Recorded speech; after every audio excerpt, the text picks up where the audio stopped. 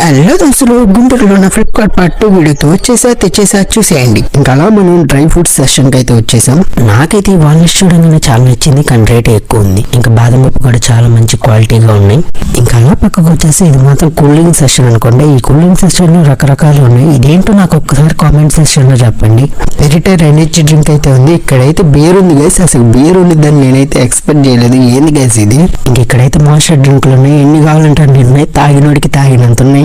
ఇంకా అలా పక్కకు వచ్చేసి ఇక్కడైతే ఏంటిదో విచిత్రంగా ఉందని లోపలికి వెళ్ళి చూశాను. ఏందబ్బా అని చూస్తే ఐటమ్స్ లోపలైతే ఏం లేవు. ఇదేంటిదంటే ఫ్రిడ్జ్ గైస్. ఈ ఫ్రిడ్జ్ లోపల ఐటమ్స్ ఏమీ లేవు గైస్. కానీ దీని ఒక్కదాని కోసం ఫ్రిడ్జ్ ఆన్ చేసి ఉంచారు.